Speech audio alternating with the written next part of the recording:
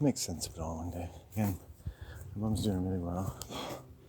I have to continue to kind of deal with it day by day. Things are looking well, but again, right now it's like I'm the volatile thing. Like, her time has passed. Then I have to deal with it. It's not fair, but right, so it tests me. Like I have to walk in balance because I know even like just talking or being in the house, like a certain amount of I have to, I'll just put it into like my concepts, my life concepts, things like that, and it comes out in form. Almost sounds nice. She responds to some of the things I say. I'd rather trade being harsh with my mom with seeing her be receptive to me talking about my life and giving her, a chance to learn about me. Someone who's very easy, even for his mother, to pigeonhole. Doesn't watch what she's saying, and I'm 46. I can imagine how little protection I had when I was 4 or 2. I don't mind thinking about it because I think it's useful. I found over time I tend to be able to access my sense of childhood, my sense of proportion. I think I see childhood as kind of a lodestone. It came with the greatest possible intelligence, with a lot of love for the world, and you have to respect that little being. And you have to respect that guy, that girl, who came with so much love, and me included. These people around you, they may not have as much love to give as you think, as loving and trusting as you are. Now, people tend to change as you grow up because they're not getting the love they deserve, and the love they brought is pretty much getting ignored by every single adult in the world. All of whom think they love you, and they love children, right? But that's just a weird thing about the world. In fact, and those people, their love wasn't honored either. And it's such a distinctive thing. It's like everyone in your tribe has the same tattoo soldered into their forehead. So much so that you don't even think about what the pain of getting that done might have done to their mind. It is roundly attested to have been profoundly advantageous to all concerned, and no one is to ever say anything to the contrary.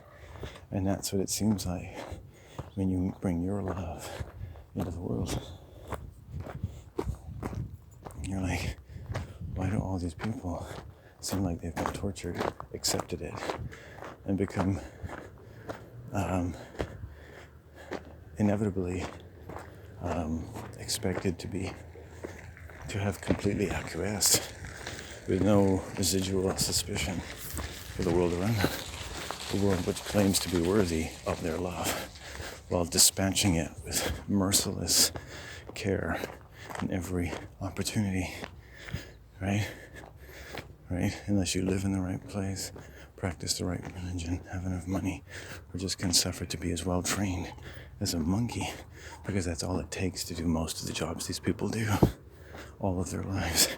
And the combination of grit, determination, and the pallor of psychotic self-delusion with which they've constituted the fulfillment of their roles and responsibilities to the human race, the pathetic, powerful, self-deluded way in which they walk around with all the resounding intelligence of a stump, and how completely certain they've done everything a human being is supposed to do, and they can only but quietly and stoically make their parting from this world of tears, this veil of misery.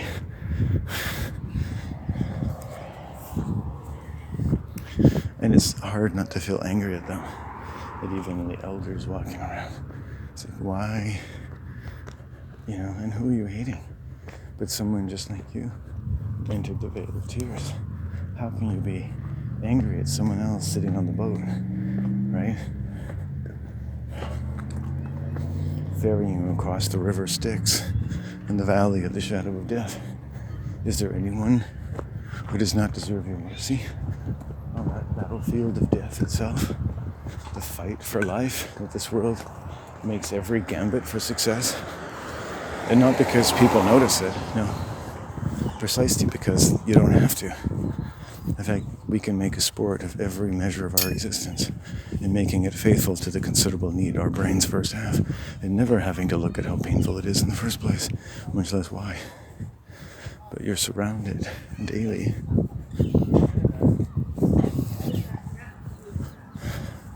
You're surrounded daily by people who may give you some little evidence of great sickness and malaise.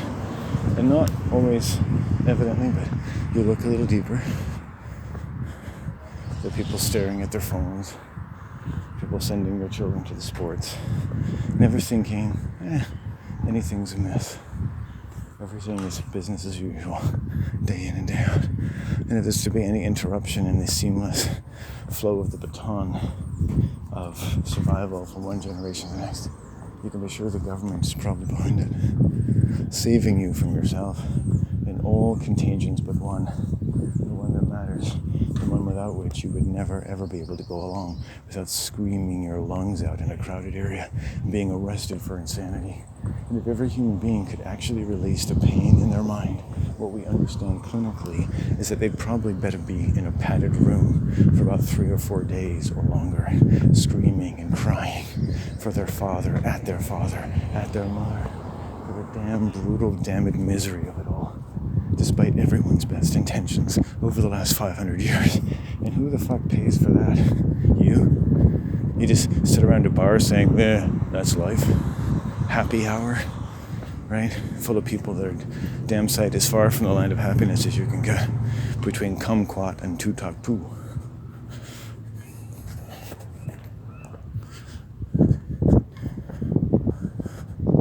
From the land of milk and honey and the land of shit.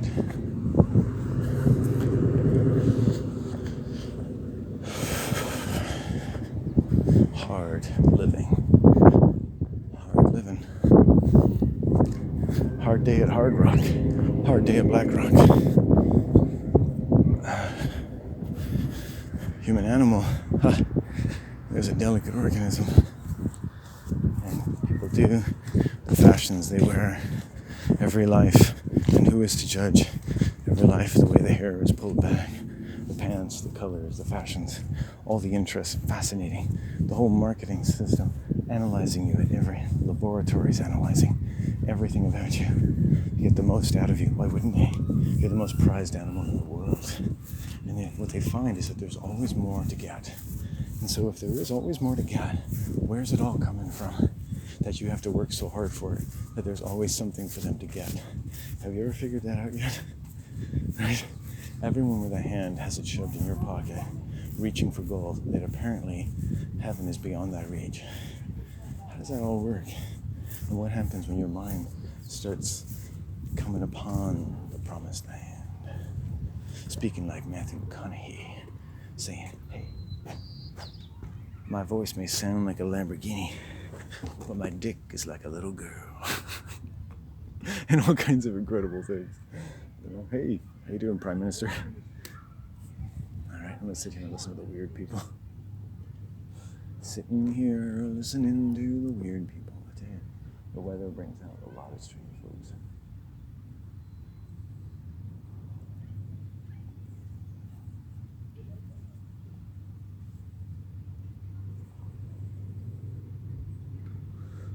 And the weather's up and I'm alone, looking for mama to throw me a bone. Not sure if they'll leave me alone in the future. They'll say you're just a man who loves his mama. They'll say he has a man who lost his manna. Or something else. Maybe his papa. His mama and his papa went packing. But that's really not a big thing. The fact is that he had some awful winters and a bit of a troubling spring. He found himself an orchard. He planted all his seed. But someone hadn't told him that a woman's what you need. He spanks it rather proper, like Johnny Appleseed. If he saw a pound of human dough, he'd surely know to knead. He'd take out his rolling pin, exhaust his metaphors. He'd do what all that it takes to get her down on all fours. God. When the woman of your dreams is on all fours in your mind, you know something's wrong. It's like the woman of your dreams should never be on all fours in your fantasies.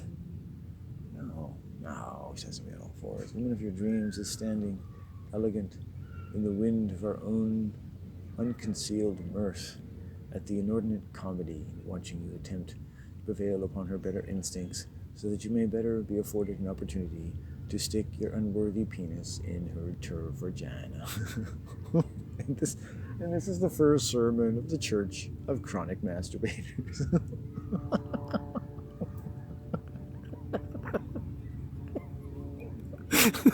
Their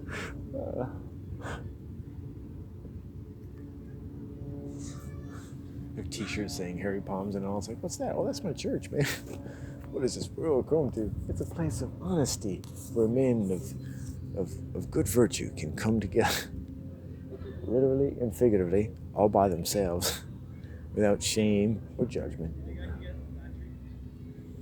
Now, hands, everyone. How many of you live with your mothers? That's a lot of hands. Well, here's Joe Nano to come talk about what it was like to have a man's ass right in front of him, quarter after quarter, year after year.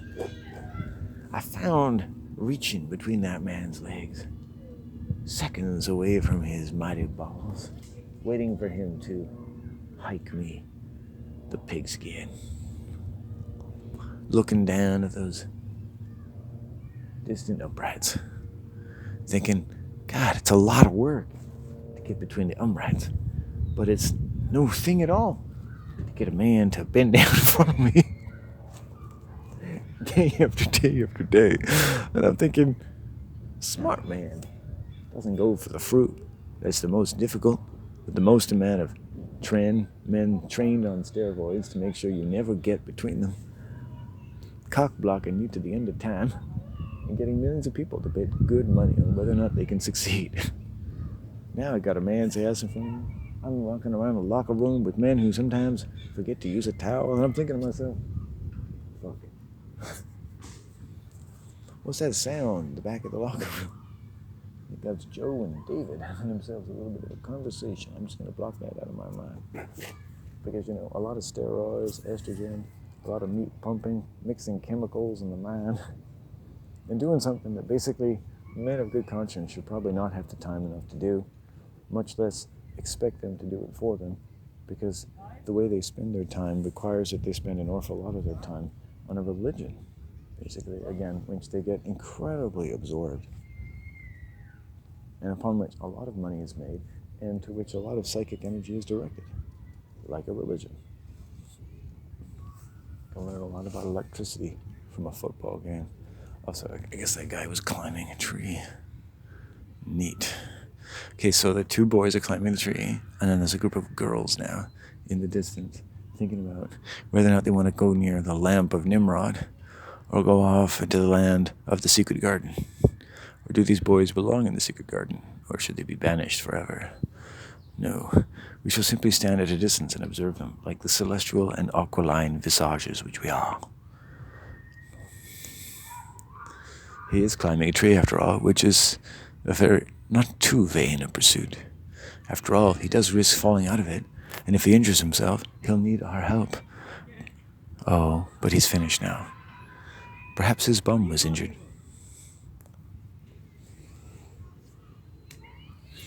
Perhaps I shouldn't be narrating young people's lives.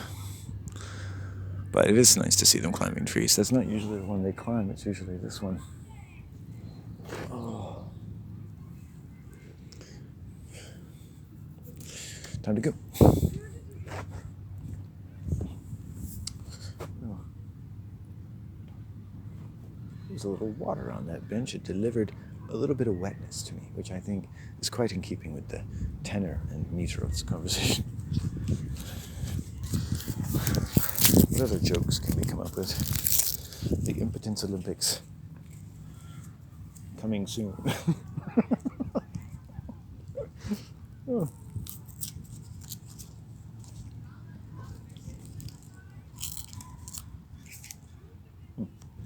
That's the most extraordinarily difficult bit of chocolate I've ever encountered. The Impotence Olympics.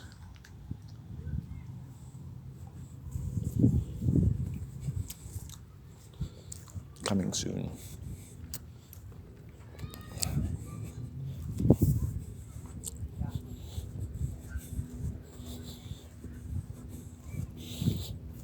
And a moment like that, that's guaranteed to get her smile.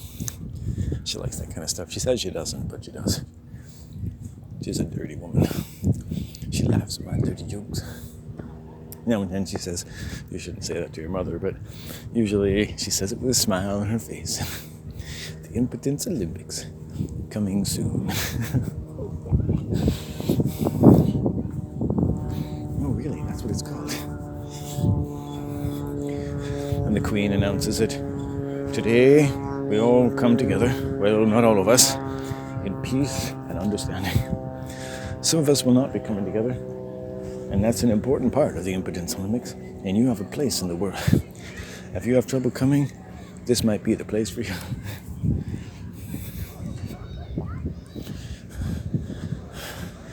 And they taunt each other in the ring, and they say, come here, come now, bitch. No, you come. Come here and sing like a canary. I'll be coming later, believe me. But first, you're going to come right here, right now. No, you are. Wait a second. Why don't we just dress up in women's clothing and put on a scene from Grey's Anatomy? Hey, that's an excellent idea.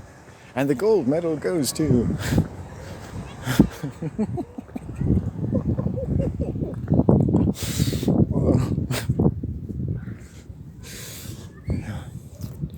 Well, we've made it through the most difficult part of the week. That involving sexual assault. We made it home. My dick, my testicles, my money is all about me.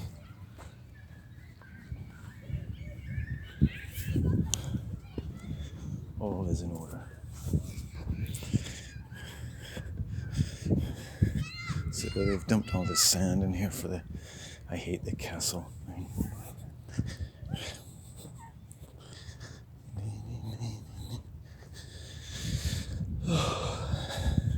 They actually rope this place off so that, again, like a cage, they can funnel people through to look at sandcastles with variously religious themes behind them. Quite a number of which are transgender. It's fascinating. And these guys just travel on the world, and communities pay them to have a competition. But it's not a competition, it's an exhibition. It's an exhibition of sandcastles, and the people get paid to, they get free motels and stuff. And they're like roving gypsies, basically. And they make sandcastles, and then the community draws in lots of tourists, and they make lots of money. So, good business, right? But let's not beat around the bush. After all, one in the hand is worth two in the bush. Looks like fireworks. Someone's gonna do some fireworks.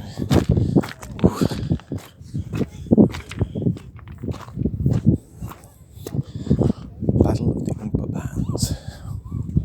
I think someone's gonna let off some fireworks, and I don't want to stare, but I think someone's gonna let off fireworks in there.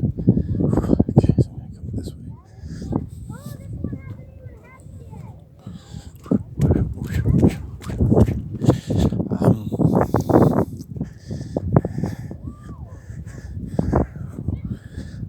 Well, the day is done. I feel good about myself. I got a little shoulder energy. I'm still trying to reconstitute my shoulder after injury. I don't talk about it all the time. It's going to be an ongoing thing, probably for years now. It's fucked. There's someone on the beach that looks like they're half naked. I think it's a girl. Jesus. Literally just candy floss up her ass. That's disgusting. Fucking disgusting. Oh my god, it's not like I would ever say anything. It's not like I want any excuse to walk up to her. You know what I mean? I just want to psychically put something on. It's okay. No judgment. I'm sure you're quite beautiful, but I don't care whatever ass you put into that floss. It doesn't look good. Give your ass a place to rest from the glare of human ignorance. Made you think you need to be half naked on the beach so that people look at you, so that you're important, and that's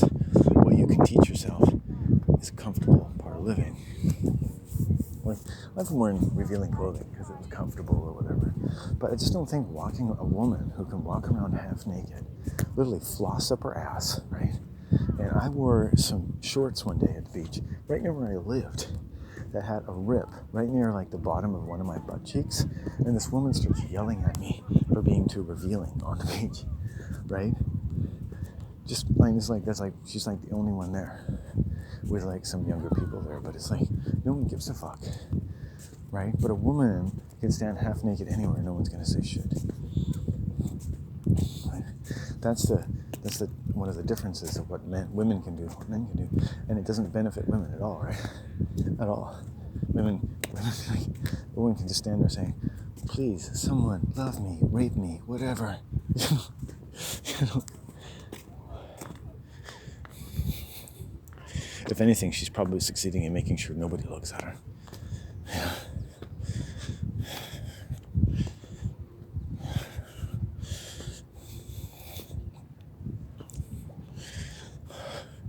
Yuck.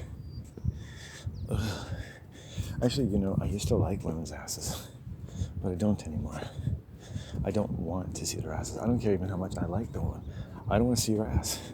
I hate asses. Asses are repugnant to me, Only the toilet should see your ass. It's everything like approaching women via the asshole, It's like, I don't want to see it anymore. That's it. I'm not even going to think about your assholes anymore. I was putting too much time into it. I'm going to rededicate that. It's like the Enterprise running a level 7 diagnostic 24 hours a day. Like, even the Enterprise can't do that. I can't do it. I've taken a look down there. I've rooted around in my mind for many years. But, I think there's some kind of, like, evil man sitting on the beach. Someone I know of. I'm not sure because the dog looks a different color than usual. But I can feel the usual energy.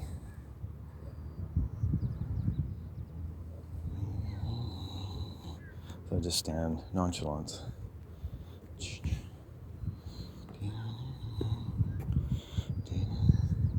It's the second time today. It's weird because I had a run-in with this man almost 2 years ago now, where he assaulted me for about an hour and a half. Retired principal. And he's utterly not happy with my energy ever since because I made sure he paid for it.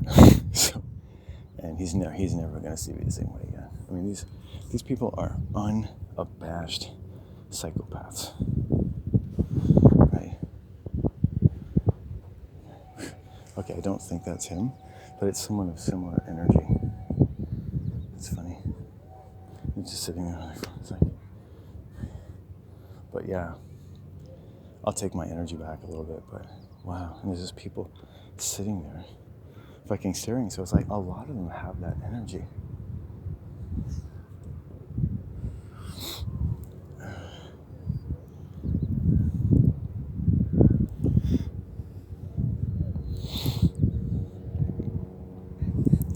So that orange color, that's usually my grandfather Victor. Oh look, there's somebody who made a little castle over there.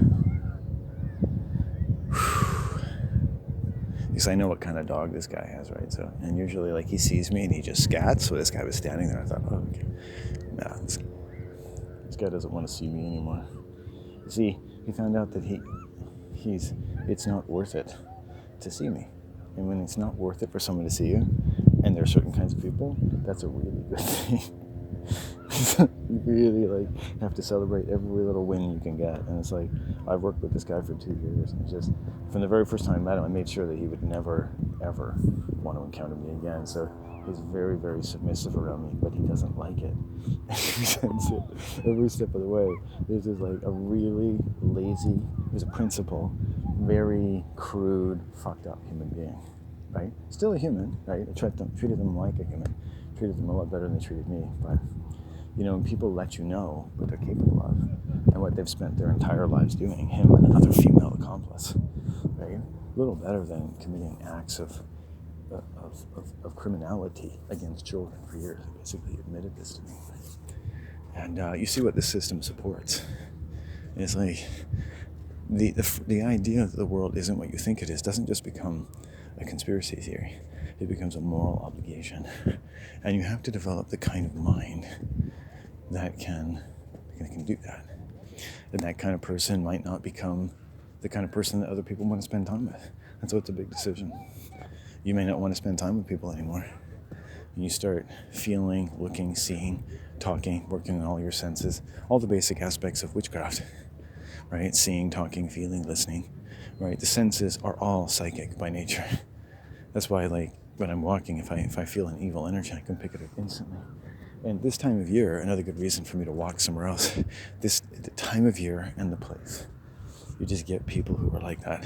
Whether they're directing at me or not, I could tell you, I wouldn't have to walk much closer to that person to know that no good can come from anything to do with them. They're not well. And then I can imagine, having known many different kinds of people and studying them, how unwell people can be. And then I come to a beach, a place that over the years, throughout my life, I've really had some of my nicest times. And I wonder, at how many different ways there are to see a place that's supposed to be so happy, like the world.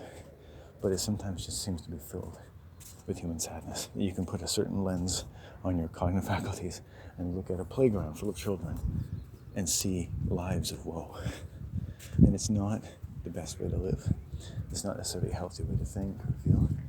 But like everything you see in the world, it's sort of there if you're looking for it, right? You see what you're looking for, right? You see what you're looking for. You see what you imagine, really, about the world. The world is a chimera. It's a mirror. It's a magical orb. And you see what you want to. You see what you want to. You know, no one really is too concerned about you seeing a million different bad things. And no one really is that concerned about the thing they should most be concerned about, because they don't really have to be concerned about it anymore. And you start seeing whatever you want to, whatever you need to see. In fact, you start seeing what you have seen all too much of all of your life, but you haven't said it, thought it, felt it, or put it together enough to see what you were seeing, to hear what you were hearing. But there are people in all kinds of professions who specialize in dealing with criminals, children, whatever, and they hear plenty, right? You might think, or you might start to learn body language. People don't have to tell you. You can become a human lie detector. Combined with compassion, it can be useful. Other people, though, they spent their time around children learning other things. They learned how to read them. They learned how to press their buttons, get under their skin, right? And they feel justified in insinuating that these children deserve that. You know, I think that children can do a lot of things. People who work with children, you can hear their voices and think children can do a lot of things that seem upsetting. But most of what children do, right? It's not like if you have children, if teachers have children, professionals have children, you basically got rescue dogs, right? And whatever you do a rescue dog, right? If a rescue dog misbehaves, it's because it's a rescue dog. You can't expect any better, right? And people always say, oh, this is a rescue dog, that is a rescue dog. Right? They don't say, hey, this is my dog. It's like white people that come up to me and say, oh, this is my daughter, she's adopted. You know, they talk about their daughters for the first time and they tell you she's adopted, which always seemed to me kind of a personal, over-familiar thing to say to someone, right? But it's because down deep, this person has always congratulated themselves for adopting a daughter, right? Because it made them a good person. It was something to tell people that made them feel better about themselves. And when you spend time with such a woman, a nurse, you can see they don't care about anyone but themselves. And it's not that they're a bad person, although it is bad in itself. It's because that's just the way they and many millions of people are. You can correlate it with the profession, you don't have to. You can correlate it with the gender, you don't have to. You can correlate it with the race, you don't have to. And you can correlate it with the body language and the overall effect of their physiology. And you will see it time and time again before you even talk to them, before they open their mouths. You will know exactly what you're dealing with, right?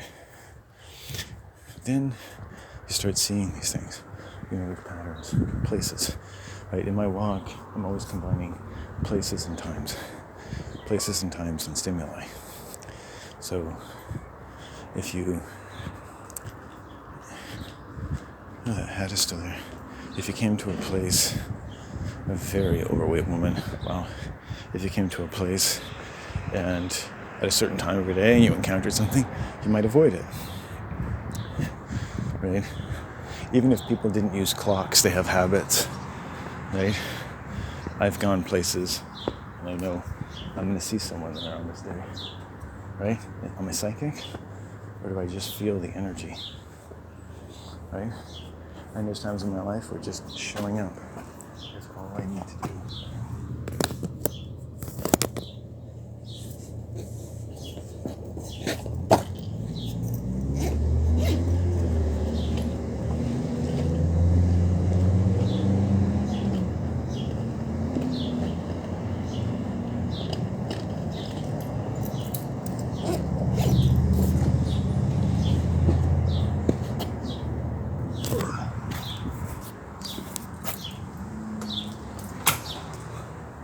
Yeah, it's interesting, just showing up.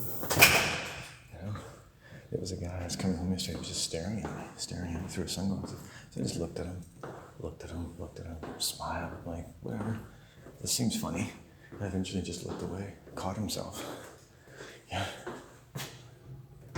Oh fuck, somebody's coming. Go upstairs. That would defeat my primary directive, avoiding people.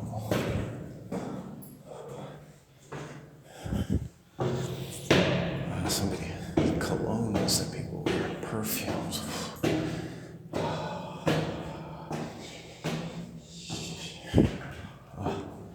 Home.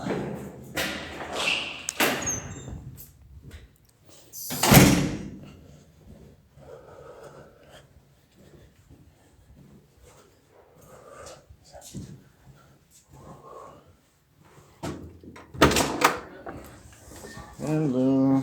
Oh, look at that. 3:30.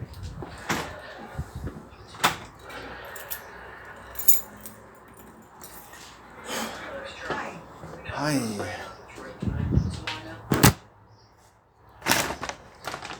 Yeah. Oh, nice. You put the mushrooms away? Oh, and you didn't get waffles today, did you? No. Oh, sorry, being childlike. I'd like to get the mix, and then we could just make them into pancakes. Yeah. Pancakes are good, although waffles are better. I mean, you started it with the maple syrup. Yeah, we should have a waffle. Should I get a soup on mine? I might go look at chocolate. I might go do that. I don't know if we need a waffle iron, but maybe you're right. It'd be fun. Maybe fun. I mean, you can get them in the probably at the SOS. Yeah. Well, they're open now. There's lineups to go into SOS and not place the Oh my God, lineups! I'm not a big lineup fan. I thought they were lining up to the restaurant, but oh no, they're lining up to that Salvation Army store. Somebody told me they were lined up all the way around the corner going up McMillan. Oh goodness! What is it with people? I guess they're reading it. Oh.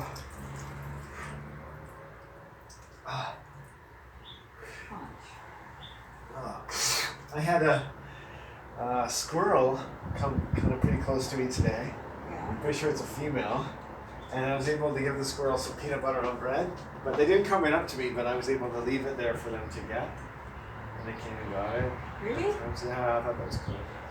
So that was kind of the best part of it. Yeah. Oh my God. It's the same one, and they keep getting a little bit closer and walking around me and coming within 6 feet and then running away. Really cute. Oh. Yeah, but I don't usually feed animals, but I thought, oh, okay, Yeah. you've won me over. So.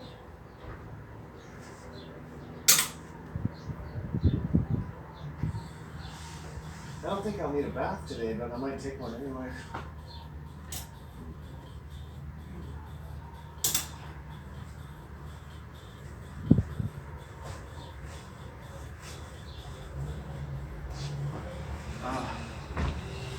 The store didn't open until 8:30, so I just hung out there. Where? And I went to the yeah. next store, and Yeah. then I saw you, and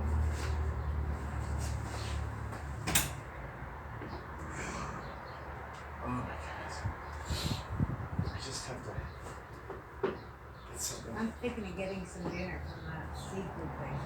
Oh, really? I don't want to eat chili tonight. I got the chili.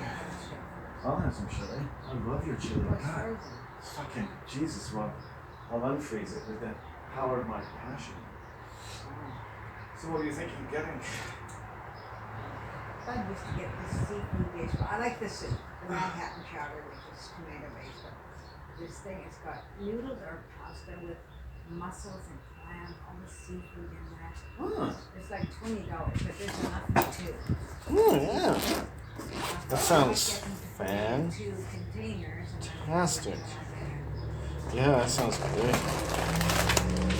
go over to that now. Did you order it already? No. You should order it on the phone. I should, shouldn't I? Yeah. Then I I'll don't know just... what it's called. Well, just tell them what you told me. I'm sure they'll... Telstar noodles. I like noodles. Yeah. Noodles and seafood dish. Oh, I should take a look at these jeans you bought. Or whatever. Oh. Yeah, I should go up to their number at home and then I can wait. But I don't want it until about 4:30. I'll say an hour. What are these pants that you bought?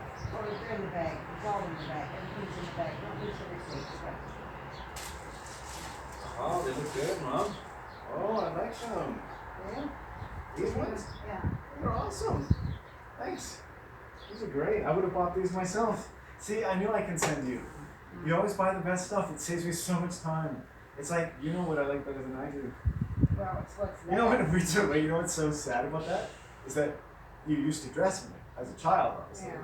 And then you're still dressing me. That's so hilarious. I mean, who's better to decide what you should wear than your mom? I should go on Maury Povich. You were like, I was like, well, who's better to decide what you wear than your mom? Doesn't always look that way when you're adult, but It works that way for me. it does because you're easy to please. No, these are great. Well, if you like them, that's I knew I could depend on you. Ah, they're good. I like it's got the I like having the buttons. Do you? Yeah. Yeah, I don't like buttons. I like buttons, and they make them nice. Yeah. I think the pockets are quite deep. I can tell that as long as they're long enough. And my waist is. I've been to 32 my whole life, so. You probably lost some. But I will put them on later. Right now I just have to. Oh, buddy. Oh, is he hungry? He's not hungry because he just ate his dinner. He was starving now.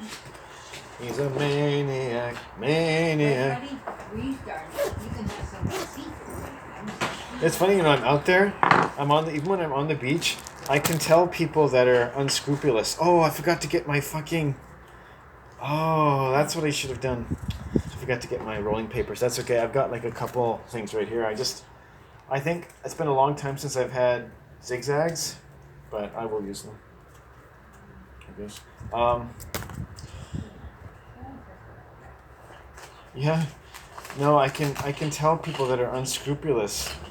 It's like sometimes they just stand out like a sore thumb. And what's more, is I notice that I often tend to. Oh fuck, that fan is blowing things around. I tend to notice them in certain parts of the beach, where they tend to go. So locations and times, and not just certain kinds of people, and I can pick up their energy. And I thought it's very similar part of the boardwalk or the beach where they tend to see them.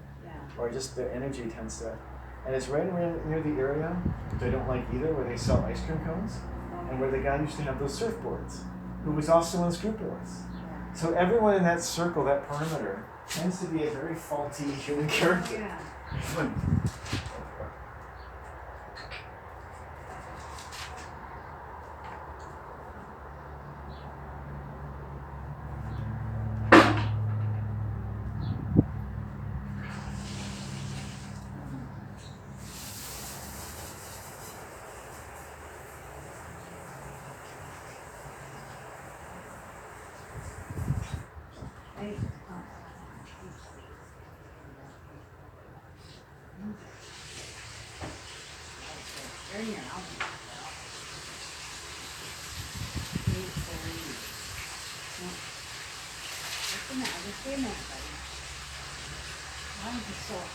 I'm going to turn on the bath because I know if I don't take a bath, I'm going to regret it. So basically have to. And then I'm going to get some eggs going. They're not in the book. Aiolis is not in the book. On your phone or? No, Why don't you look on your phone? Everyone does everything on the phone now. They may not even be in the phone, but you never know. Or look under restaurants in the elevators. Oh, yeah, there you go. That's right.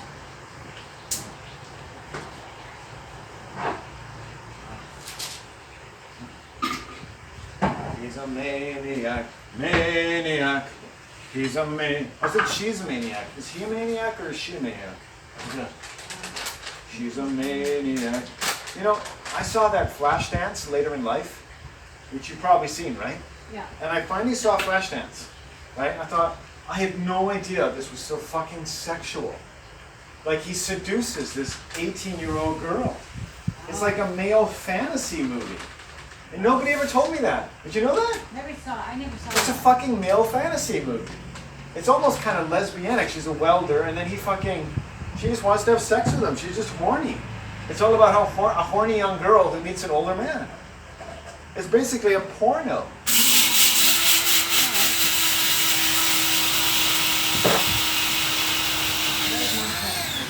Am I the only one upset about this? Flashdance.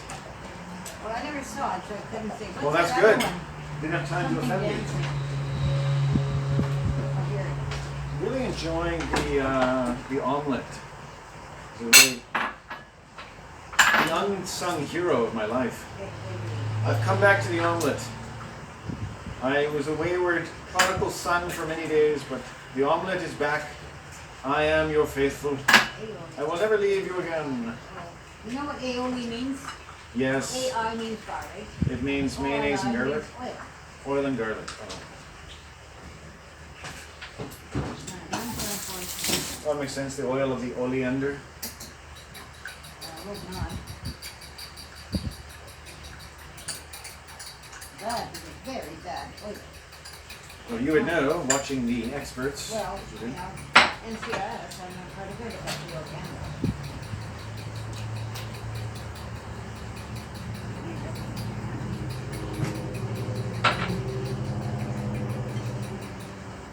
What happens if you had a Band-Aid and you were cooking something and then you were missing your Band-Aid? What would you do? I found one on the floor, Oh yeah, that's probably me. a little round one. Yeah, that's me.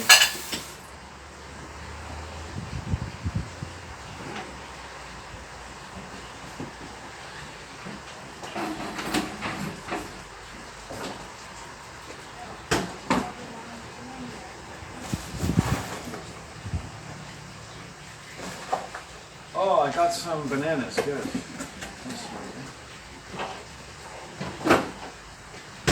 There's really no place for this bucket. I don't know what the hell.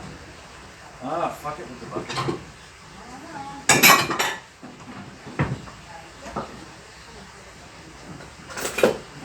There you go. All right. You can lie on the floor. It's all yours. Sorry. Well, not really. It's mine. Well, he thinks it's It's his, but it's mine. until you go there and take it away from him.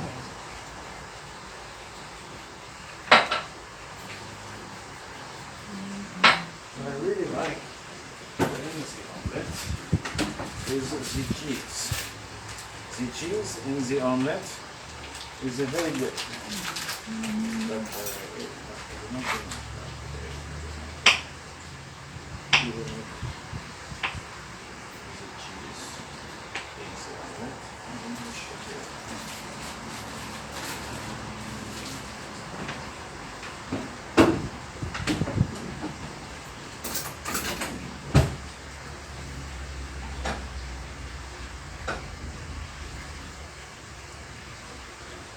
Yeah, no, that movie is actually quite pornographic. Yeah. What's that other movie? That other movie.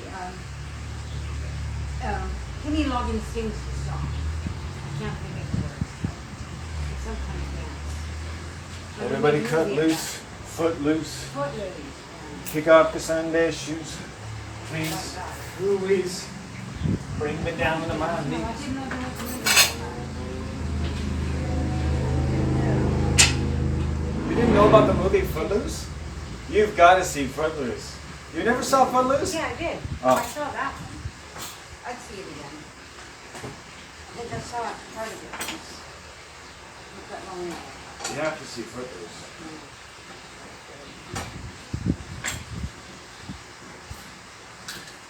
Of course, as someone like myself, who's a socially awkward person who could never dance in front of people, which I actually consider quite normal now, but children are I was meant to feel like there was something wrong with me. I don't want to dance in front of people. It's like you had to dance. It's like, I don't want to dance. Well, your dad was a big dancer. He's a show-off dancer, right? Because he's so good at it. He wouldn't even dance with me. He told me I had no rhythm. And I couldn't dance. He was a show-off, was he? Yeah. If you couldn't dance at his level, then he didn't want to dance. So he told me I had no rhythm. So I didn't dance with him anymore. Wow, Mom, really? Oh, yeah. That's humiliating. He's a jerk. Yes, he is. Very humiliated. Really transgender. That's humiliating. That's what he does. What an asshole. You could never humiliate him back, though. He's so big, you just can't. Yeah, no, it's people like that.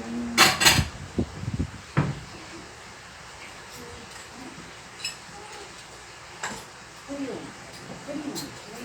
What do you want? You want something? Do you want to go on the bed for a little bit? No. Your food is too soon for food. No? Do you want to go out?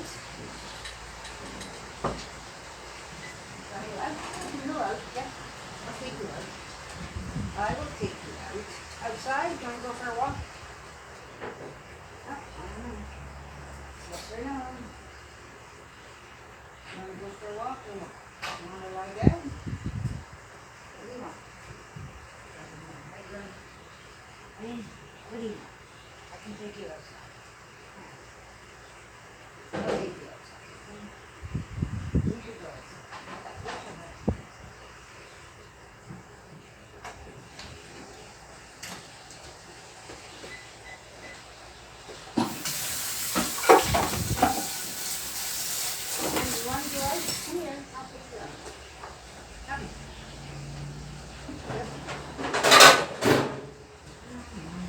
So the chili is not available just yet. Well, it's frozen, right? And I don't like to, I like it to thaw naturally.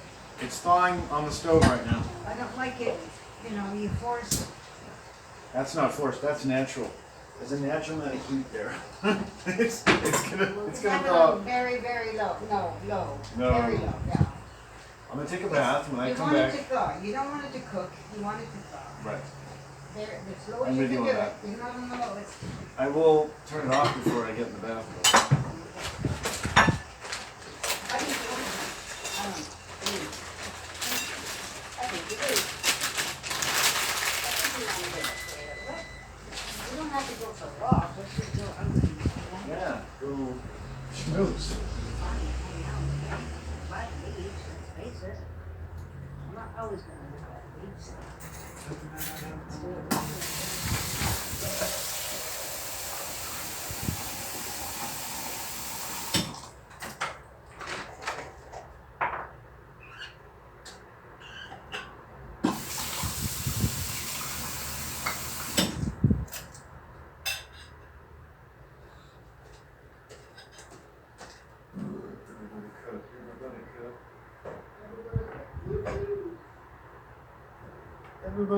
Everybody cook.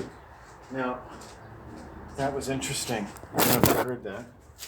That was actually clinically extremely interesting. It's one of those things, get my mother talking, and just something, just nice, passive conversation. My dad, she described how one of the many ways my dad humiliated her, and she said, and you could never get him back, right? Never get him back. Important.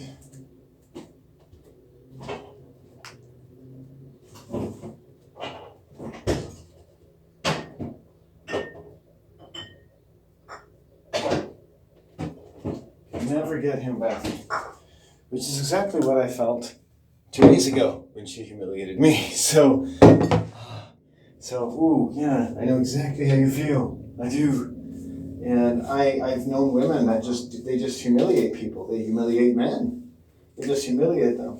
It's like somehow in the course of being themselves, they humiliate other people. And I've met men like that too, young men. Just somehow in the course of being themselves, they generally tend to humiliate other people.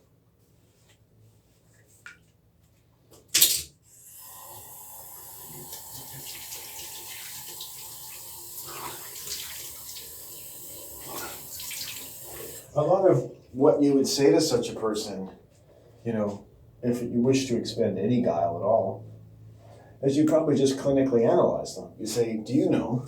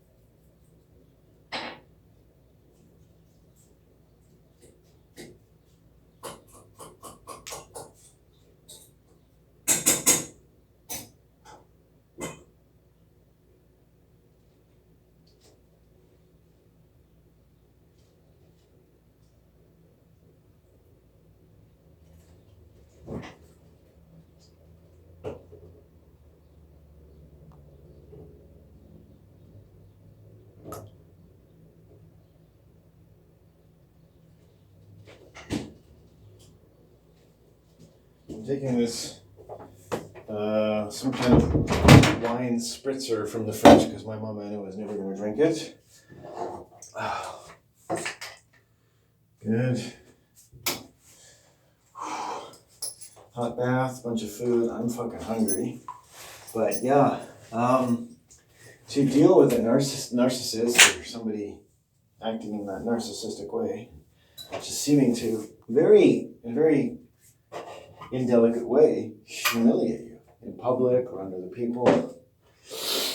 It's learned, and it is intelligent as it is, I've often found, because it follows a mandate struck by kind of what struck their own defensive systems. And it follows a mandate that, in its utmost level of injury, had to emulate the manner in which we were injured. And it's all done without people ever having to even think about it. There are just circumstances where the character has been reduced and the compulsions have been deployed, essentially. They've been given their marching orders. And it achieves an effect, while injurious to you, is something that the narcissist is not anxious to be deprived of, inasmuch as they enjoy a certain privilege in acquitting themselves of a very strong desire to maintain their own sense of self, almost.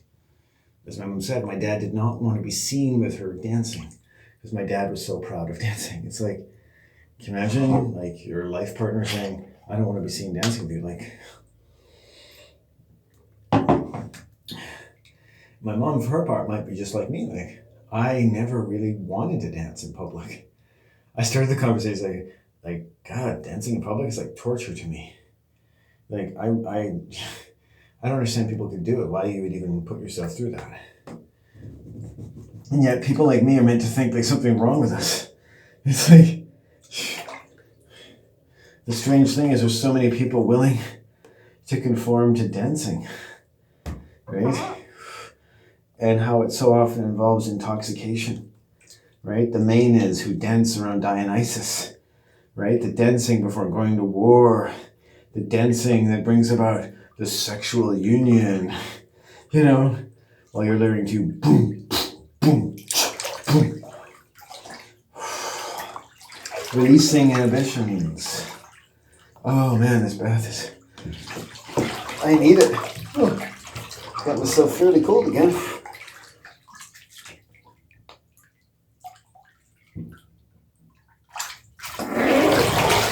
Being outside. Oh. And I got home today thinking, I don't need to take a bath. Think again. I don't think I want that wine spritzer. or whatever it is. I'm not a big wine fan. I just like, oh, what the fuck. I'd only take a couple sips of it. I mean, it's not like I could probably drink it. I don't like it, really. Oh. All right, my number one protein, cheese omelet. Light on the cheese. Put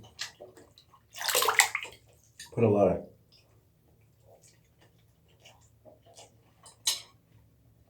cayenne pepper into it.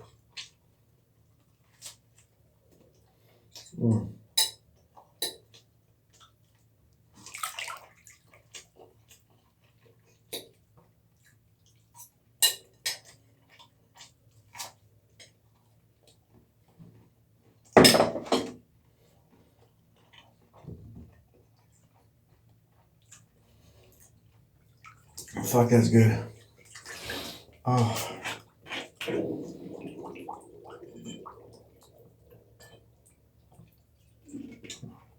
But there's more. My mom's honest confession as to the humiliation and the kind of humiliation, because it really describes it effectively when you say, or when a partner says, this person said this or this, and it humiliated me. And he was always doing that, and I could never get him back.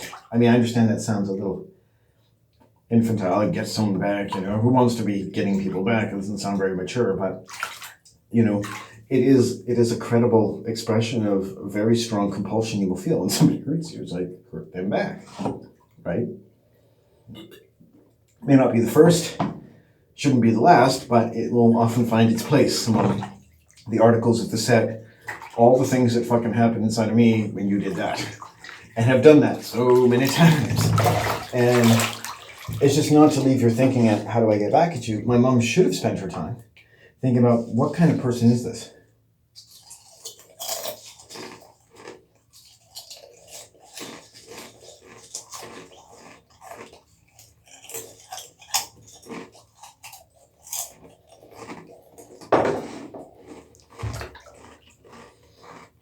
That no matter how hard you wanted to make my dad into a good person in your mind, I think he liked children.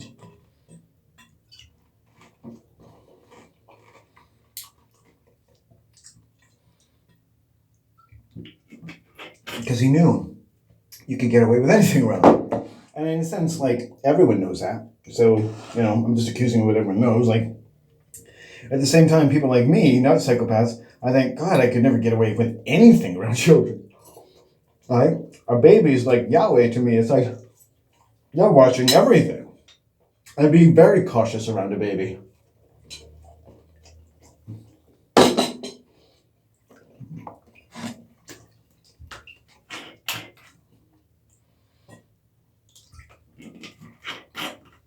This crazy woman I used to live with left me here with her screaming baby.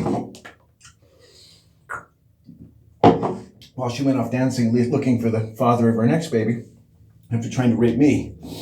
And I was like, I knew that this baby was thrashing around crying, 2 years old, 1.5 years old, waiting for their mom to get home.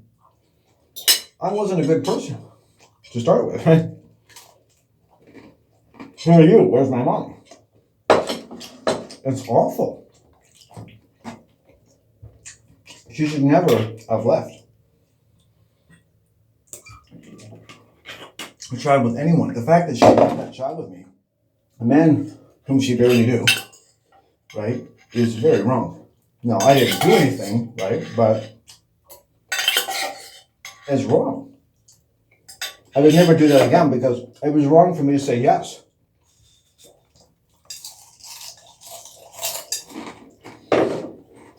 Yes, the child knew me. Yes, the child knew I was in the house. Yes,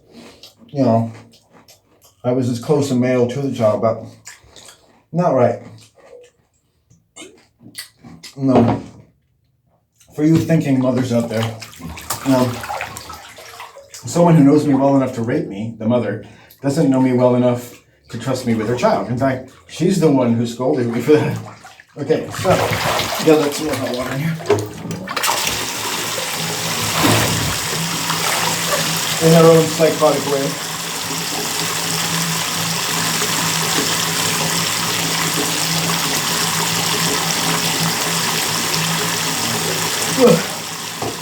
And then,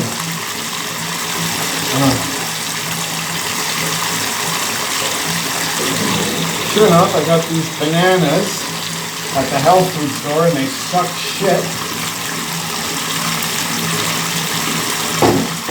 They don't taste like anything. Fuck them. I'm not buying my bananas there anymore.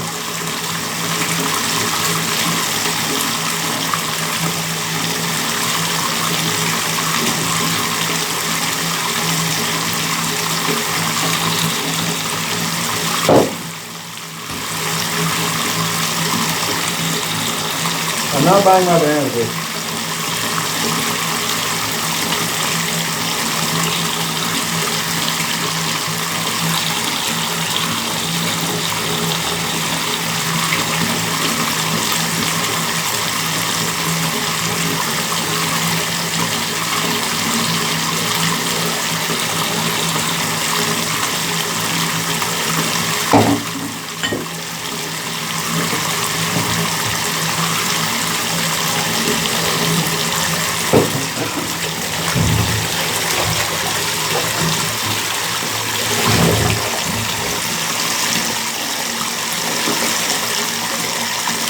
Wow.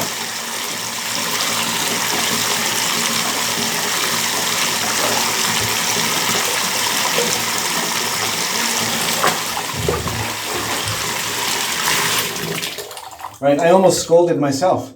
Right, I said I was sitting outside that so-called organic, ethical local food store saying, the fruit I buy here sucks shit. What's ethical about that? It's fucking shit. I go there for your shiitakes. I bought your bananas on faith. And it's the last fucking fruit I ever buy there. Because they fucking suck.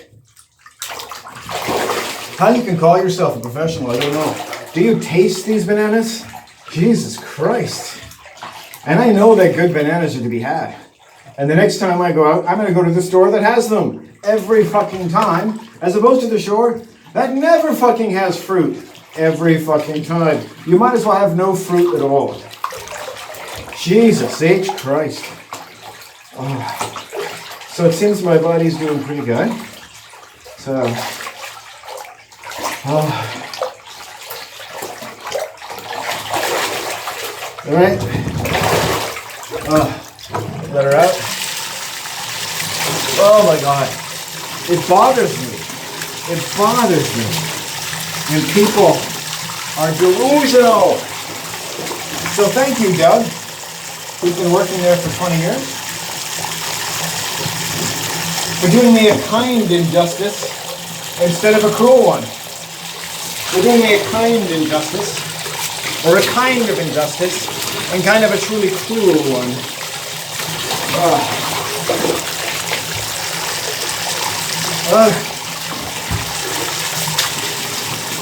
5 minutes. Come on. So thank you, Doug, for doing a kind and kind of injustice instead of doing an openly cruel one. But I don't hate you any less. Come out. I travel to get good bananas. I travel.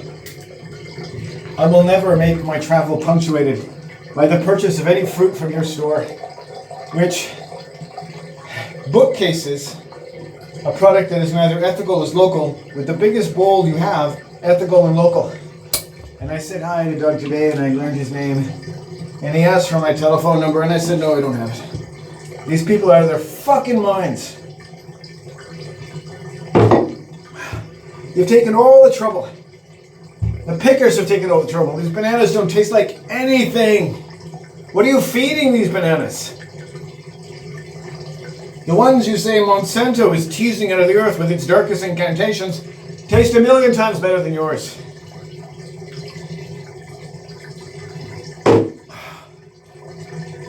Now it sits in my bowl, ready to be consumed, festooning my day's end porridge with its insulting of the word fruit.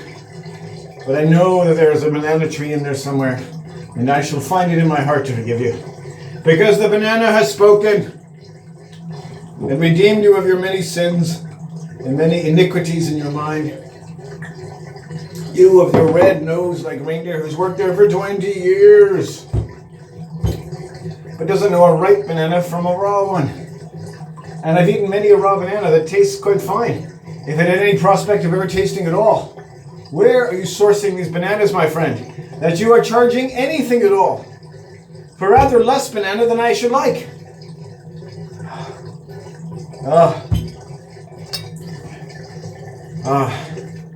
I'm going to go out there, and I'm not going to get fruit from them again. Whoa!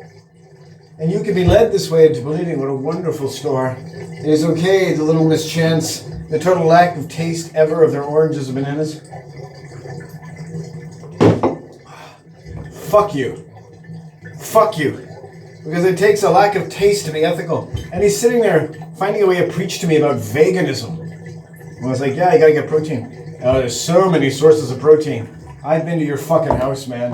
I've seen what you think of the word protein, and I think it's made you mad. Or you'll never get enough of it, my friend. You need that protein to cure the madness. They're mad. They're like got mad vegan disease because they don't get enough protein, and they're often homosexually leaning every fucking time. Their minds don't work. Whether they seem particularly immoral or not, their minds don't work. And in every immoral, narcissistic, humiliating thing anyone ever does is a mind that doesn't work, and it's learned not to in the great exertions which it makes, and should never be subject to any proportional scrutiny in order to be the best that it can be for you.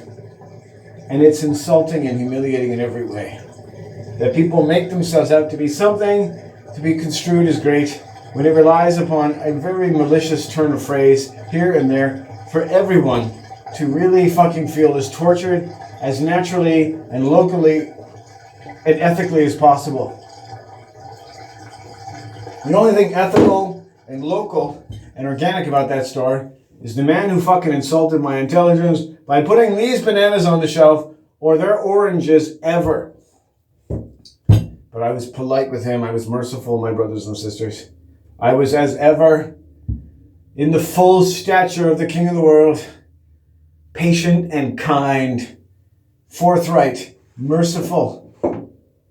I gave him nothing but the most pleasant of my countenance. I offered my name. I took his name. I heard of the many years of his service, and we left as some kind of friend, in some kind of land, of some kind of beautiful. And I have a token of our relationship in the completely tasteless banana that might as well be his cock up my ass.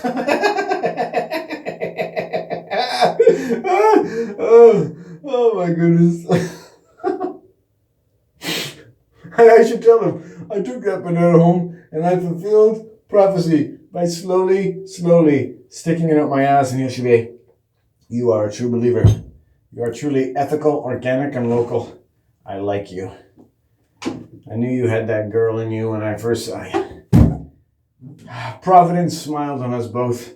This banana, please accept as a token of my cock up your ass. And let us be as friends forever.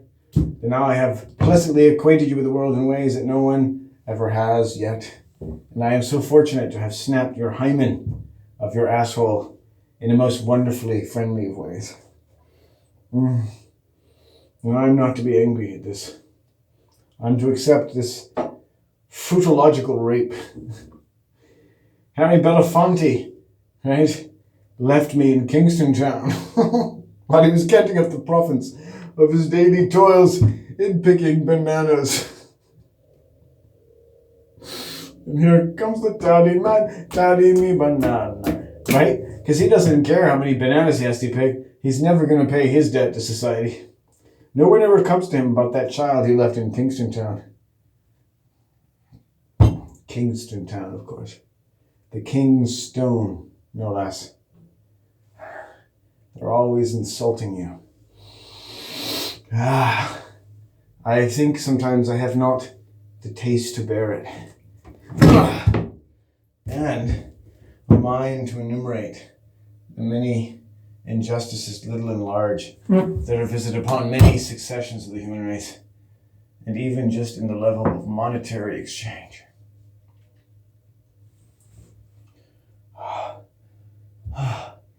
It is really, really bad. Really bad. and I just have to atone for it. Like, I tell you, I'm sitting there going, you know what? Their fruit always sucks shit. I don't believe these people anymore, and I'm done. It's okay. I'll get them. I'll get my fucking mushrooms. You know? No harm, no foul. But you got a mental problem, man. Because your fruit is as tasteless as shit. The only thing it's got is the organic label. That's all it's got going for it. It's the worst fucking fruit I've ever tasted in my life. You know? I'm not going to sacrifice quality for your fucking religion. And they charge more for it. And you'll see that in the world. Less organic can often mean local and ethical. It's like a holy trinity of more for less. They might as well replace all the organic labels for less for more, I should say. Less for more. In every case, now I'm going to taste some of it. Because I've said my daily blessing. Mm.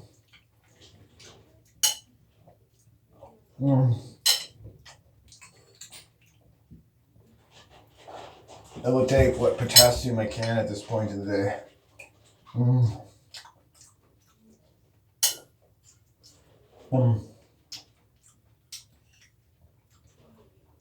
And the texture of the banana, the water of the banana comes through, and I will be delighted by this banana. After taking the one that he figuratively shoved up my ass by charging me 90 cents a pound for that banana. Goodbye, Banana Land. Goodbye.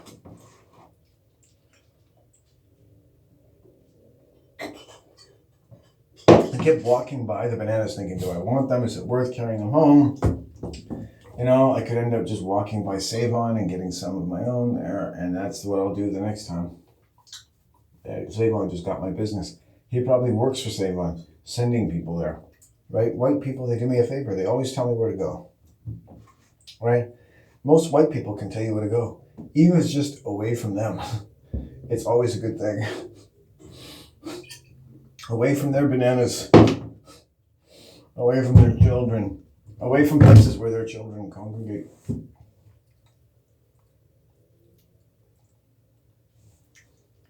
And you put me someplace, you know, and the worst people will always come up to me. And I have to say that sometimes those people have been children. But those children aren't children anymore. There's something less, there's something more. They're the bituminous rage out of which a man is made, after a man is lost. After bananas are lost to the intelligence of the human mind. It used to be the tales of doom by the organic world. And one day, these vegetables will be as nothing, and you will eat them as though they are something. But I've only ever seen that in the vegetable kingdom represented to me by the health food store. Isn't that fascinating? Isn't that fascinating? Not always. Sometimes I think I've had myself quite a fair banana or two, but not from these people. Not from these people. And, you know, it brought home many very rank avocados to the point where I stopped buying avocados from organic food stores. I only buy them from regular food stores because you just can never trust the rank avocado. I don't know what they've done to these avocados. And anyway, tales I could tell you. I'm tired. The bath is gone. The man is warm. The day is almost done. My mother is happy. She's ordered some seafood. I'm going to have some of that. She's happy. She's happy. It's happy. She tells me things. The trauma 2 days ago, information coming out about how humiliated she's been in her life, just commiserating with her. It's like, that's how I feel. I've been around narcissists who just, they treat you like a dog. And if you take you out of place, you say something wrong, it's like, that's nothing. That's nothing. That's nothing. That's nothing. And they think nothing of it. Imagine you're sitting next to a couple, what you think is a couple, a man is a woman. A man says, hey, they say, hey, where do you live? It's like, oh, I live in a little cottage up island, which to me is not a big deal. And this woman turns to him and says, that's not a cottage, right? You know? It's basically 2-bedroom, 750 square foot cottage built on a rock, basically, in the 1960s, But imagine another woman, another time turns and answers a question for me. Tells me after a woman who raped me accuses me, as I suggested, of raping her baby because she has the temerity to leave me with this baby while she's out looking to find another man to rape to get the next father of her child. And after which, she tells me another woman on the island, 20 years older, came up to her and said she's competing in order to rape me. And then another woman, a narcissist, tells me I try to see if she wants to commiserate about having been accused on an island of raping a baby, right? After being raped by the woman who's accusing you. Telling me, oh, I could see how people would think you would rape a child. Just the way you are with children. And I'm like, you've never even seen me with children. And they just go on with their day. Who says that to somebody? Who sits down with someone in a public place where I had tea every day of my life for 7 years? People that know me, and sits down and leans across the table and says, I taught you how to have sex. A woman with whom you had never had voluntary or pleasant sex ever, a woman who doesn't even know what sex is and was clearly introduced to it to an age where it probably wasn't appropriate. A woman who's even had her breasts virtually removed because of how inappropriate her parents were with her sexually.